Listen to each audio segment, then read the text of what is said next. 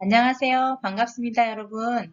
오늘 헤어 컬러링과 그 다음에 탈색에 관한 수업하는 날이죠. 여러분들 한 주 동안 많이 기다렸습니다. 반갑습니다. 오늘은 여러분들 주제는 모발 이론에 대해서 오늘 공부하는 날이에요. 그래서 강의 내용은 모발 염색의 역사라든가 모발의 기능, 모발의 구조, 구성 성분, 그 다음에 특성, 그 다음에 멜라닌의 종류, 그 다음에 pH에 관해서 하나하나 살펴보도록 하려고 합니다. 그래서 여러분 모발의 이해를 하기에 앞서 모발이란 여러분들 그럼 모발, 머리카락 그건 뭘까? 우리 신체 중에서 단백질로 구성되어 있으면서도 굉장히 장식적인 효과로서 우리하고는 굉장히 밀접한 관계의 머리카락을 의미하기도 하지요. 그래서 모발의 이해에 대해서 한번 하나하나 같이 살펴보도록 하겠습니다. 모발 염색에 대해서 우선 살펴보겠습니다. 모발 염색의 정의는 모발이란 모발의 원래 색을 엷게 만드는 탈색과 불용성의 색소가 형성되는 발색이 동시에 이루어져서 원하는 새로운 색상을 만들어내는 것을 모발 염색의 정의로 보고 있습니다.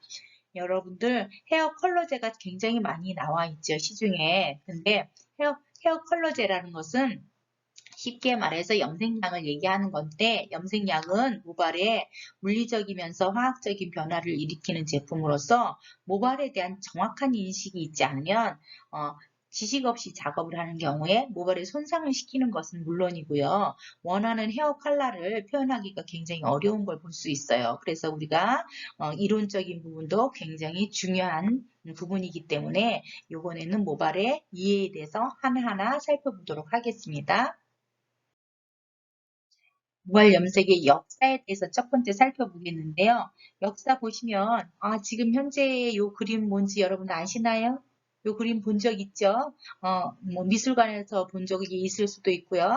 여러분 책에서 본 적도 있을 수 있겠지요. 그래서 이거는 비너스의 탄생이라는 그런 작품인데 보티첼리 작품입니다. 그래서 여기에서 보면 금발도 있고 그죠? 붉은색의 모발도 갖고 있고 그래서 모발에 대해서 역사하는 공부하는 이런 첫 페이지로 한번 넣어봤습니다. 자, 다음 따라가 보실까요? 자, 그럼 모발이 염색이라는 거, 지금은 염색들을 굉장히 현재 사회에서는 굉장히 많은 분들이 염색을 하고 있는데, 그러면 모발의 염색의 역사는 어느 시대 때부터 시작됐는지 굉장히 궁금하시죠, 여러분? 그래서 이집트 시대 때부터 시작됐다고 하네요. 이집트 시대는 기원전 3000년경부터 시작되었다고 해요. 그래서 이집트에서부터 염색의 기원으로 볼 수 있는데, 지금도 헤나라는 염색약은 여러분들 많이 쓰고 있죠. 식물성 연모제로서 보시면 요게 헤나 잎이에요. 요게 헤나 잎인데 요 헤나 잎을 가지고 염색을 하는 건데 색상은 물론 자유롭지 않습니다. 지정되어 있지 않고 염색 색깔에 따라서 다르겠죠. 요 홍화라는 꽃의 잎인데 요건 또 붉은색을 만들어낼 때 쓰이는 색이기도 하죠. 그래서 기원전 3000년경에 사용하기 시작했을 때 식물의 꽃이라든가 그 다음에 해나라든가 잎이라든가 이런 걸 이용해서 염색을 했던 걸로 기록되어 있습니다. 그런데 여기서 송아지 피라든가 뱀의 지방 덩어리를 가지고도 염색을 했다고 해요. 그런데 송아지 피라든가 뱀의 지방 같은 거는 모발에 직접 염색을 한 것이 아니라 가발에 염색을 했던 부분으로 기록되어 있습니다.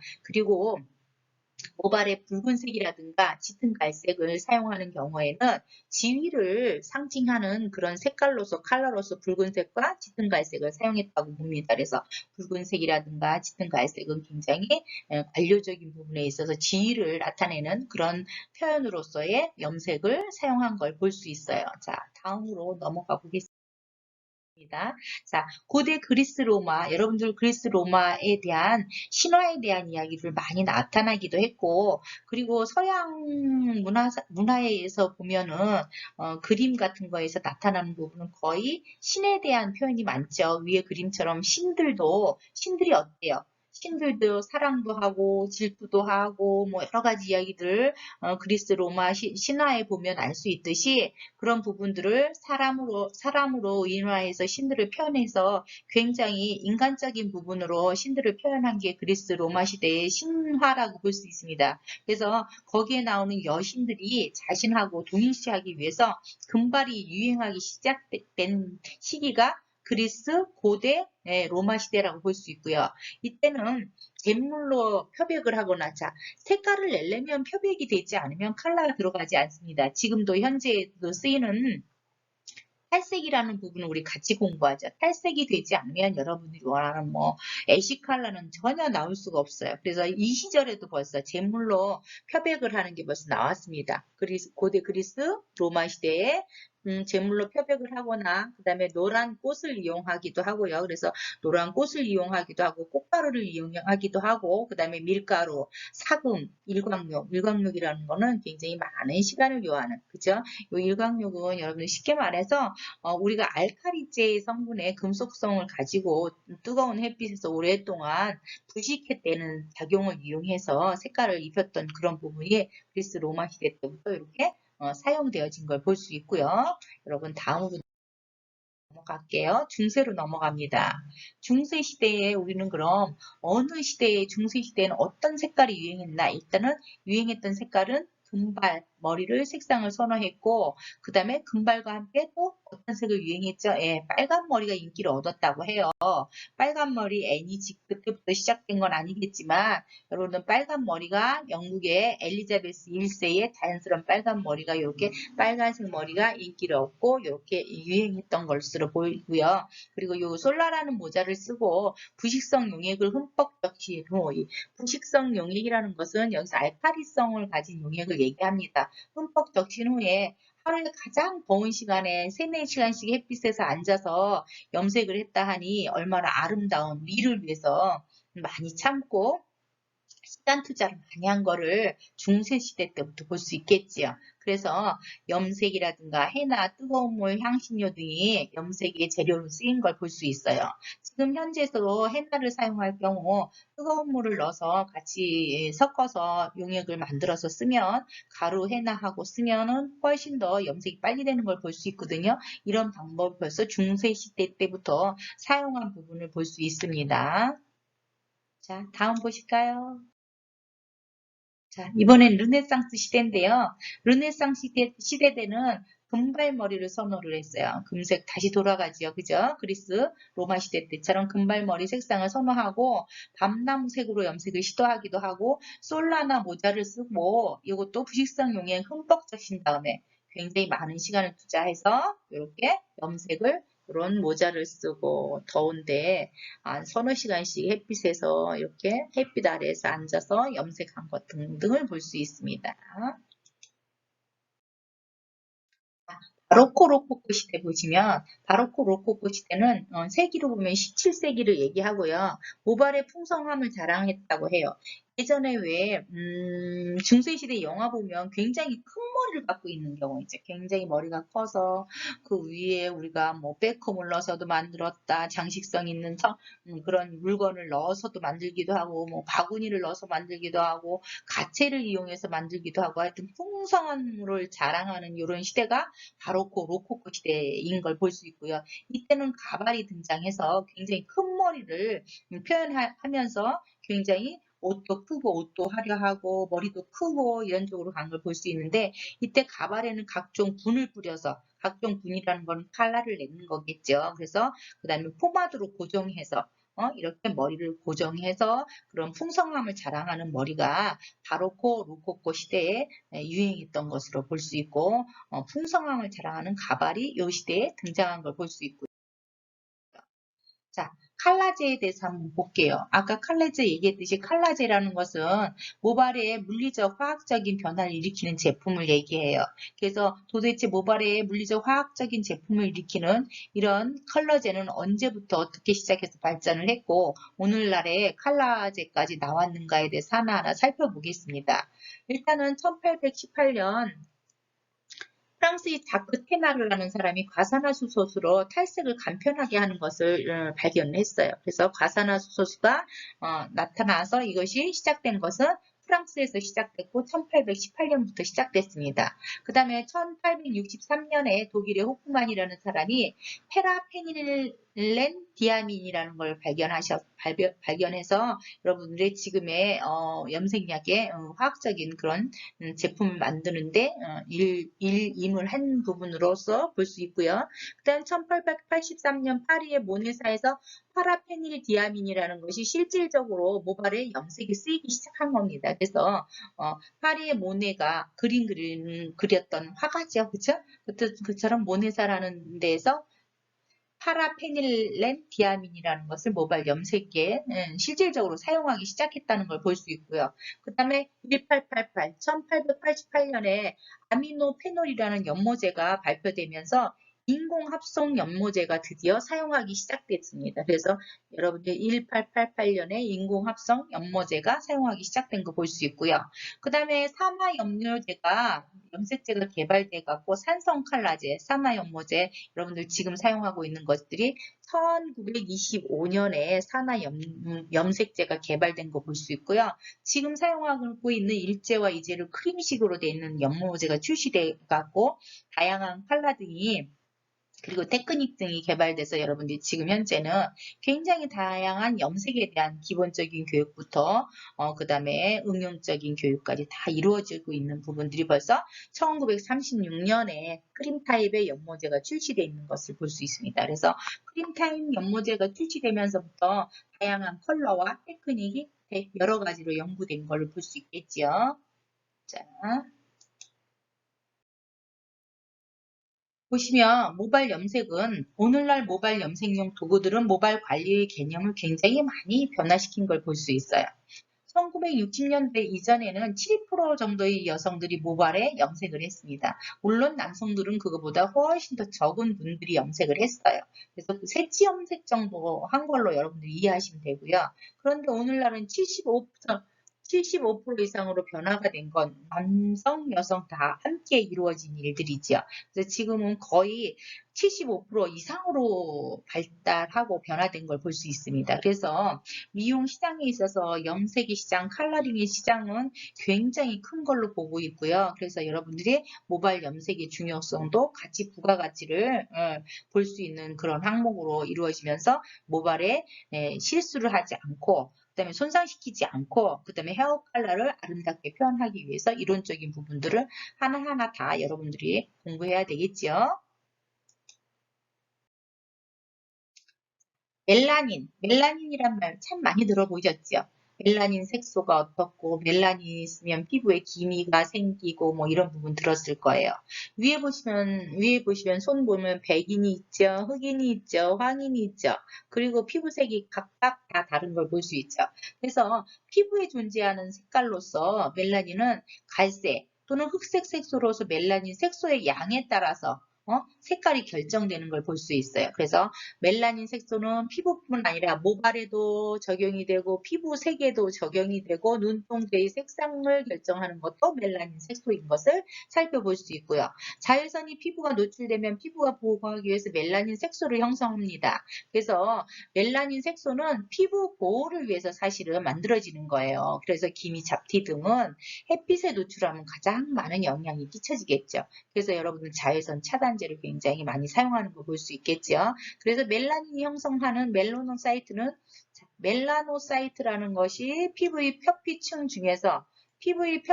중에서도 가장 어디에 있다 그래요? 아래에 있는 기저층에 주로 분포가 되기 때문에 여러분들 기미와 멜라닌 색소로 이루어진 기미가 생기면 점보다도 더 지우기 어렵다는 얘기가 있어요. 그게 피부 중에서도 가장 아래쪽에 차지하는 기저층에 분포되어 있기 때문에 그렇습니다. 멜라닌의 분포 및 역할 보시면 제일 위에 그림 보시면 표피를 볼 수 있죠. 그 다음에 진피, 피하 조직 볼 수 있겠죠? 예. 표피는 뭐냐면 가장 겉에 부분을 얘기하죠. 그래서 표피는 각질층, 각과 유기죠. 각질층, 과립층, 유국층, 기저층이에요. 그런데 우리 아까 얘기했던 멜라닌 색소는 어디에 있었어요? 기저층에 있었지요. 그래서 그 다음에 진피 피하 조직을 보시면 진피는 섬유성 단백질을 얘기하고요. 뼈라든가 연골이라든가 인대를 관절하고요. 교원 섬유라고도 하고 콜라겐이 80 내지 90%가 되어 있는 곳이 진피 부분입니다. 그래서 진피에는 혈관이라든가 신경이라든가 그 다음에 다양한 피부 부속 기관이 전부 다 분포되어 있는 거 볼 수 있고요. 그 다음에 피하 조직 보시면 피하 조직이라는 건 여러분들의 신체의 쿠션 역할을 하는 걸 볼 수 있어요.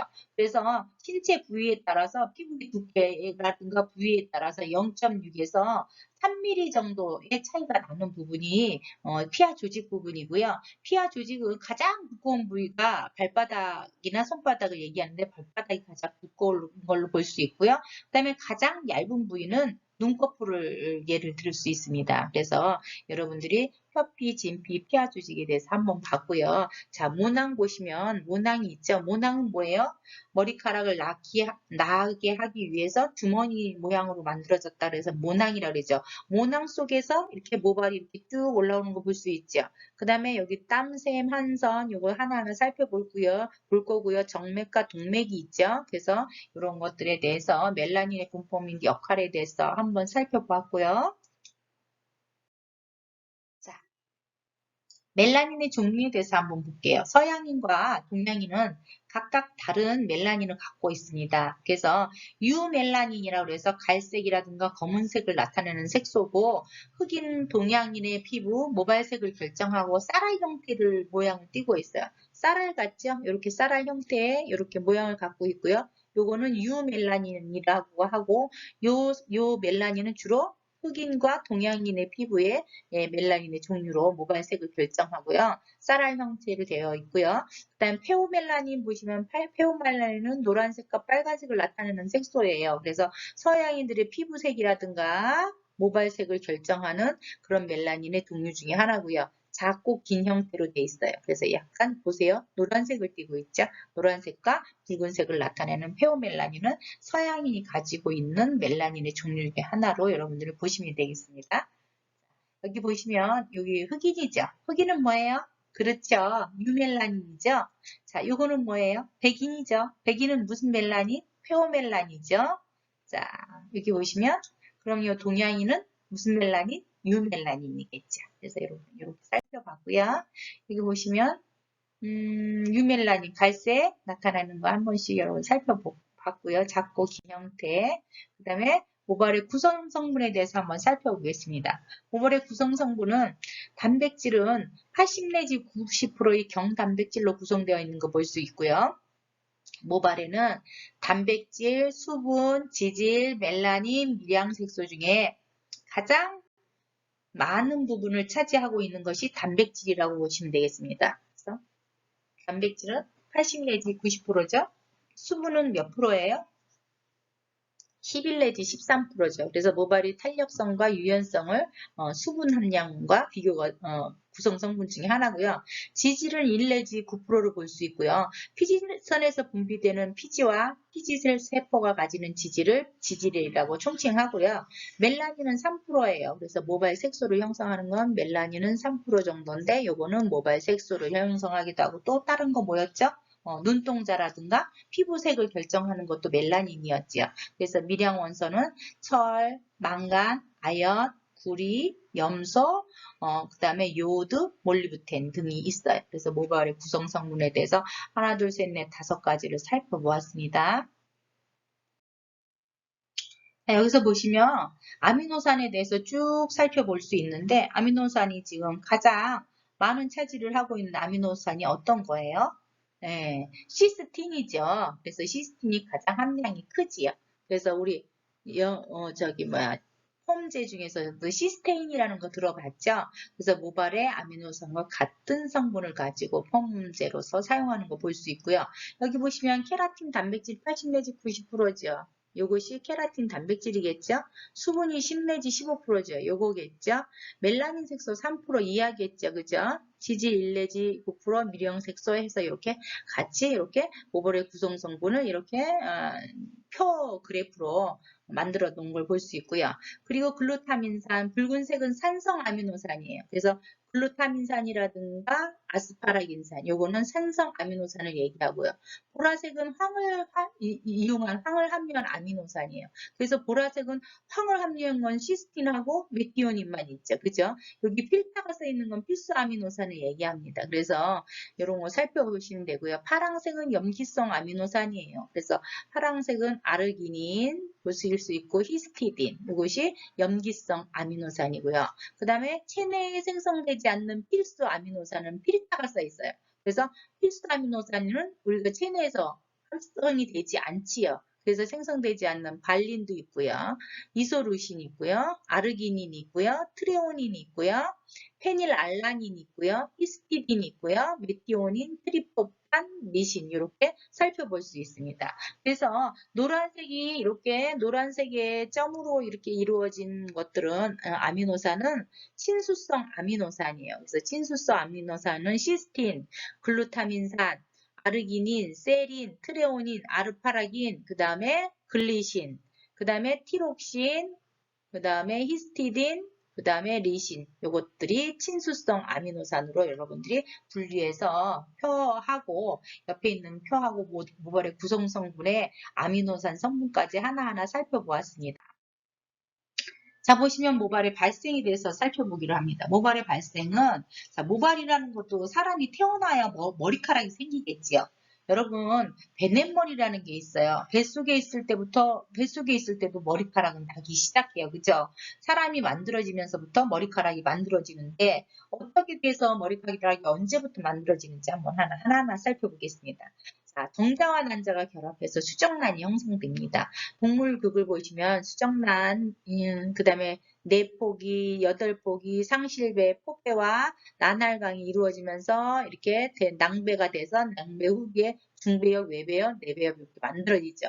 그래서 세포 분열이 10일째부터 배엽이 시작되고 안쪽에서 생성되는 것을 내배엽, 그죠? 내배엽, 바깥쪽을 외배엽, 여기서 뇌신경계라든가 피부 모발이 형성돼요.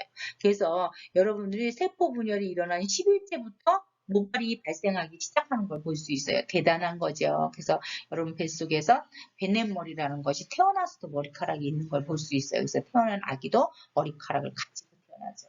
모발이 발생이라는 건 엄마와 아버지의 정자와 난자가 결합돼서 수정란이 형성되고 이렇게 수정란이 형성돼서 몸이 만들어지면서 같이 머리카락도 만들어지는 것을 볼 수 있습니다.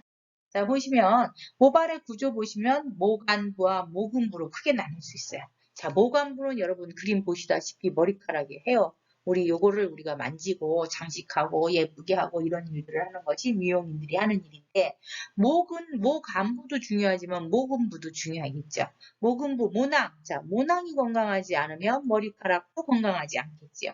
그래서 모낭, 그 다음에 모구. 자, 모구를 크게 이쪽으로 그림 살펴보시면 모유두가 있고 모모세포가 있고 그 다음에 모세혈관이 있어요. 모세혈관은 정맥과 동맥이 같이 흘러서 흐르는 걸 볼 수 있죠. 그래서 이런 혈관이랑 연결되어 있는 것이 머리카락이 있겠죠. 그래서 머리카락 또한 혈액순환이 잘 돼야 머리카락도 튼튼하고 모낭도 튼튼하고 모근도 단단한 걸 볼 수 있어요. 그래서 그 부분들은 어디에서 증명되냐? 혈관까지, 모세혈관까지 모낭하고 그 다음에 모모세포 연결되는 거 여기 보이시죠? 그렇기 때문에 여러분들이 영양을 잘 섭취하고 건강하셔야 머리가 건강합니다. 그래서 중환자실에 가면 머리가 반짝반짝하고 건강하신 분들이 별로 없어요. 그런데 여러분들이 건강한 젊은 사람들은 머리도 반짝반짝하고 머리 감기만 해도 망가지지 않죠. 지금 물론 탈색이나 염색에 의해서 많이 손상된 분들도 있지만 대부분의 건강한 분들은 건강한 모발을 갖고 있다고 볼 수 있어요. 그래서 건강은 모발 자체도 이 단백질 자체도 혈액순환하고 굉장히 깊은 관계가 된다는 걸 여기서 볼 수 있고요.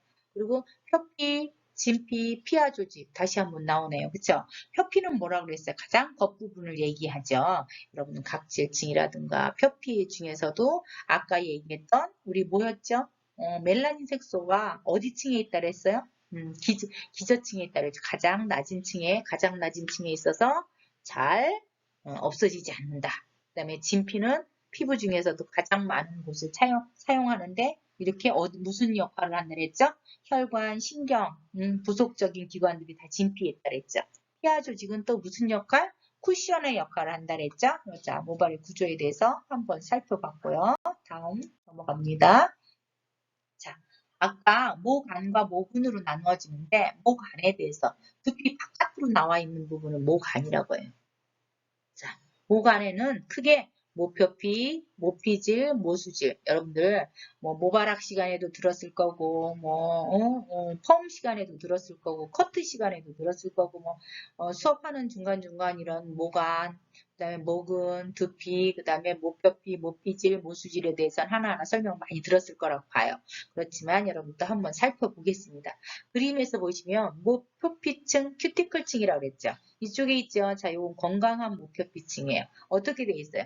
한 겹, 한 겹, 한 겹 겹쳐져 있죠. 그래서 모표피는 모발의 가장 어느 쪽에 외부에 위치하고 있으면서 그 형상은 어때요? 비닐 모양으로 되어 있어요. 그래서 기와 지붕을 모양처럼 하나하나 이렇게 겹쳐져 있는 그런 모습을 하고 있어요. 그래서 멜라닌 색소가 없기 때문에 반투명하게 보여요. 뭐가요? 모표피가. 그래서 모발의 두께를 나타내는 모표피의 겹진 수는 4장에서 10장인데 많이 겹쳐진 모발의 경우는 20장인 것도 있대요. 그래서 이런 모표피는 케라틴이라는 경단백질로 구성되어 있고 화학적 저하성이 강한 곳이에요. 그래서 친유성으로 외부적인 작용으로부터 모발을 내부하고, 자, 모표피는 뭐예요? 친유성이에요. 그래서 약간 머리에 기름기가 있기도 하고, 그죠? 그럴 수 있죠? 그래서 광택을 나타내는 역할을 해요. 그래서 모발을 보호해주고 광택을 나타내는 것이 모표피로 보시면 되고요. 모표피는 팽창 능력이 커서 화학물질을 받아들이기도 하고 열기도 하겠죠. 그래서 알칼리와 접촉하면 팽창돼서 잘 열리는 걸 볼 수 있어요. 산과 접촉하면 단단해진대요. 그래서 여러분들 산성 샴푸를 쓰면 모발이 건강해진다 이런 얘기를 하죠. 산성과 접촉하면 모표피가 어떻게 된다고요? 단단해진다고 했죠. 단단해지는 건 두껍고 단단한 느낌이 들고 뭉툭되기 때문에 건강한 모발로서 우리가 느껴질 수 있겠죠. 그래서 여러분들 산성 샴푸도 모표피층에 큐티클층에 단단해지고 막는 걸 볼 수 있어요. 그래서 알칼리, 여러분들 염색제도 그렇고 펌제도 그렇고 알칼리제로 되어 있어요. 왜요? 알칼리 쪽과 접촉을 해야지만 팽창되어지고 잘 열려서 염료라든가 펌제라든가 이런 것이 침투하기 용이하게 만들기 위해서 그러겠죠. 자, 다음 한번 넘어갈게요. 그 다음에 중간에 모피질이죠. 모피질은 자 보시면 큐티클층, 모표피, 모피질, 모수질 중에 가장 많은 부분을 차지하는 것이 모피질이죠. 그래서 85 내지 90%를 90% 차지하는 걸 볼 수 있고요. 피질 세포로서의 결정 영역과 세포 간 결합물질, 비결정 영역, 기질로 구성되어 있으며 모피질은 세포 사이사이에 시멘트 역할을 하는 것이 유상 케라틴이라는 게 있어요. 그래서 여기에 사이사이 간축물질하고 같이 있죠. 그래서 코텍스층이라고도 하고도 물리적 구조로는 수백만 개의 딱딱한 케라틴 섬유로 구성된 아미노산의 다중결합 폴리펩티드 구조를 띠고 있고요. 상태에 따라서 모발이 화학적, 물리적 약제의 작용을 쉽게 받아들이는 퍼머넨트라든가 염색, 탈색이 가능한 것이에요. 그래서 가장 많은 작용을 하는 것이 이 상태에서 화학적, 물리적 약제 작용을 쉽게 받아서 퍼머넨트, 염색, 탈색이 가능한 곳이 어디라고요? 모피질, 코텍스죠. 그렇죠? 여러분이 살펴볼 수 있고요. 다음 보시면 모수질층 넘어가겠습니다. 모수질은 모발의 가장 중심 부분이었죠. 모표피, 모피질, 모수질이었죠. 그래서 모수질은 가장 중심 속에 있는 곳인데 공기를 함유하고 있어서 보온의 역할을 한다. 그래서 가는 모발, 아이들 모발 있죠? 아기들 모발에서는 이 공기층이 보여지지 않는 경우도 있어요. 그래서 모발에 따라서는 수질층이 일정하게 연결되어 있기도 하고 불규칙적이거나 또는 전혀 없는 것도 있다. 수질층을 많이 보유한 모발은 퍼머넌트 외부에 잘 형성되나 그렇지 않은 모발은 외부 형성을 약하게 느껴지기도 한다. 그래서 모발의 구성 성분 보시면 모발은 80 내지 90%가 뭐였어요? 단백질이었죠. 단백질이 가장 많은 프로테이지를 차지하고 있었고요. 그 다음에 수분 10 내지 15%예요. 그래서 건강한 모발의 수분은 10 내지 15%로 보시면 되고요. 그 다음에 지질, 멜라닌 색소 3%, 미량 원소 뭐 그 이하로 이렇게 구성되어 있는 거 볼 수 있습니다. 그래서 크게 모발의 구성 성분은 단백질, 수분, 지질, 멜라닌 색소, 미량 원소 이렇게 살펴볼 수 있습니다.